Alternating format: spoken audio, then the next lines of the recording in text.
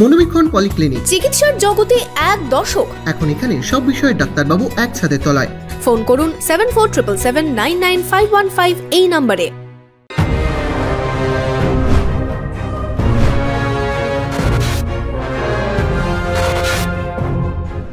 কাভেরি পারিবারিক বস্ত্র প্রতিষ্ঠান, এক্সক্লুসিভ কালেকশন সঠিক দামে পেতে আজই আসুন কাভেরিতে। লাকি টিপের মাধ্যমে পেয়ে যান গোল্ড কয়েন। কাভেরি, ঘাগড়া, ভৈরবতলা, বহরমপুর। নাছোড় ডাক্তারদের আন্দোলন মুখ্যমন্ত্রীকে দুর্বল ও কাহিল করেছে, তাই ইচ্ছে না থাকলেও আন্দোলনের চাপে কিছু কিছু ক্ষেত্রে মানতে হচ্ছে।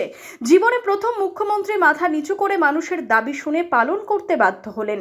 তবে এটা কসমেটিক সার্জারি বলেই দাবি অধীর চৌধুরীর। বাইরে সার্জারি হলেও ভেতরে রোগের কোনো পরিবর্তন হলো না। মুখ্যমন্ত্রীর সাথে জুনিয়র ডাক্তারদের বৈঠক নিয়ে বহরমপুরের সাংবাদিক বৈঠকে এমনটাই দাবি অধীর চৌধুরীর। এই নাছোড় এবং এই দীর্ঘস্থায়ী আন্দোলন বাংলার মুখ্যমন্ত্রীকে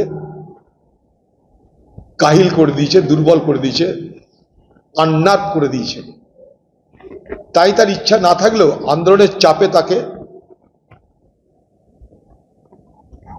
কিছু কিছু ক্ষেত্রে মানতে হচ্ছে। আমার মনে হয় যেহেতু স্বাস্থ্য দপ্তর বাংলার মুখ্যমন্ত্রী মমতা ব্যানার্জি, তাই তদন্ত চলাকালীন স্বাস্থ্য দপ্তরের মন্ত্রী হিসাবে তার জায়গা অন্য কাউকে স্থলাভিষিক্ত করা হোক।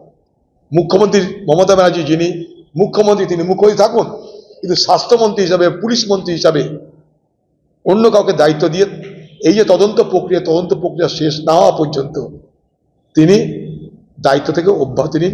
সুপ্রিম কোর্টের কাছে মুখ রক্ষা করার দায়িত্ব ছিল বাংলার মুখ্যমন্ত্রী।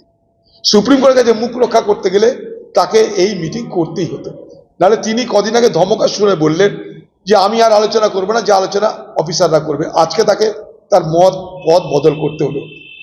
আন্দোলনকারীদের তো ধন্যবাদ জানাবো যে তাদের চাপে, তাদের দৃঢ়তা এবং বাংলার মানুষের সেই আন্দোলনের প্রতি সমর্থন আজকে বাংলার মুখ্যমন্ত্রীকে বাধ্য করলো।